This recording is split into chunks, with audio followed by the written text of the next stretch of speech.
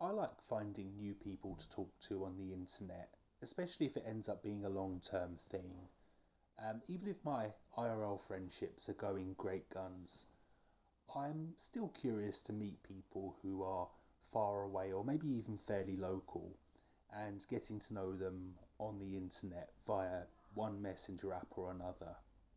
But if you were to catch me at the point where I'm about to send my first message to someone new or respond to the first message they've sent me, and if you were to ask me where do I see this going, I would have to be honest and say, do you know what? My hopes here are that this time next year we're still speaking online. Anything else is a bonus. Obviously, I might get talking to them and, one day we may decide to meet up in person. Who knows? It could even be that we enter into a relationship, a romantic situation. You never know your luck, you never know how things will pan out. But I never go into the situations with that kind of goal. All I hope for is that a year from now we're still able to talk to each other and actually feel like we're having conversations where both parties put the effort in, we feel confident talking to each other, we trust each other. Anything else beyond that is a bonus in my view. But I wanted to talk about that last thing, the concept of finding people online to have a relationship with. In all honesty, I'm not a relationship hunter. My relationships have always been things that have developed from friendship. I've never really done the whole dating scene, and the idea of this fabricated plastic speed dating or going on Tinder just doesn't appeal to me. In fact, I had a Tinder account once for all of about 5 minutes. I never went back after my first time. I also don't feel as though I'm the best kind of catch for a relationship. I genuinely don't think I have anything really to offer, and the things that I have to offer are things that people would have to stick with me to eventually see. And this is an era where people don't do that. Everyone wants everything now, everyone wants everything fast. You have to be ready made. And while we're on the subject, I don't really think anyone has anything to offer me in that regard, in regards to the things that I would like from a relationship.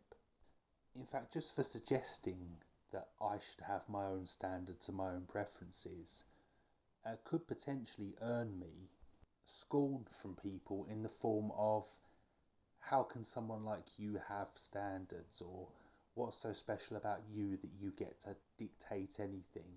And I think comments like that really speak volumes for what I'm talking about. Now, I do actually have another video planned at some point in the future where I'm going to talk more in detail about this. It's actually to set up another rant that I've wanted to go on for a while, another observation that I've noticed about the world we live in today. Suffice to say, I don't think a relationship is something that's going to happen for me. It's not really a realistic prospect. I'm not saying that as an absolute fact. I could be completely wrong. I could be proven completely wrong tomorrow. And I'm not saying I'm even against the idea of relationships. Sometimes I do get lonely, and sometimes the thought of a possible relationship brings me joy. But I do think that any relationship I end up in is going to have to start off as a friendship. And I certainly don't want to do an online friendship. We would have to have at least met before we stick any kind of label on whatever it is we have.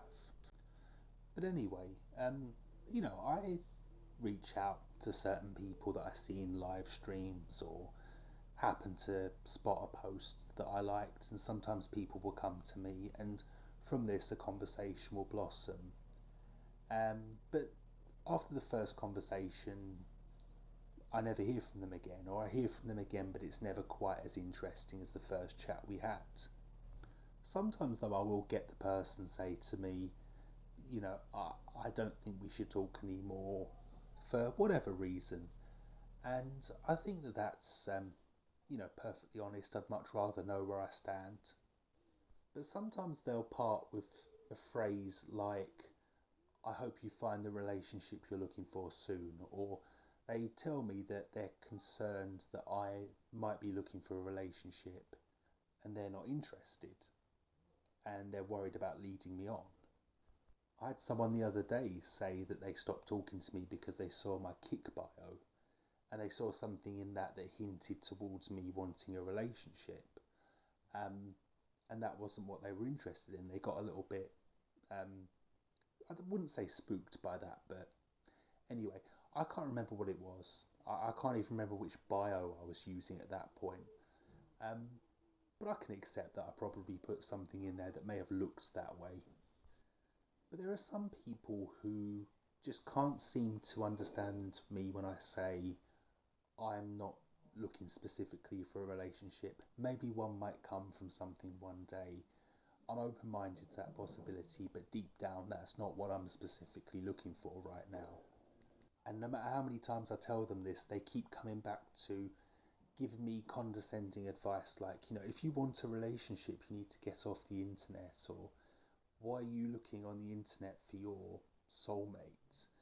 I even had someone once who, about a year or so ago, who couldn't get it into their head that I'm not looking for a bride. I literally said, I'm not here expecting marriage, or anything like that. And they heard the word marriage and just couldn't get it out of their head.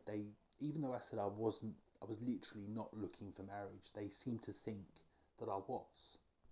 And when things like this happen, I have to wonder if I'm being stitched up.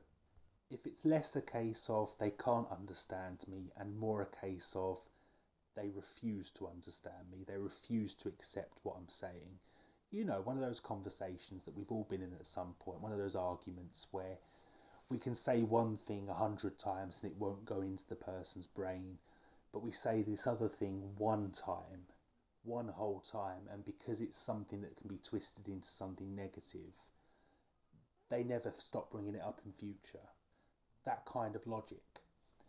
And I have to wonder if it ties into something that I've noticed, a particular stereotype, and that is the I'm so over the internet crowd. The people who go on and on about how they've broken the curse of social media, how everyone else is addicted to social media except them.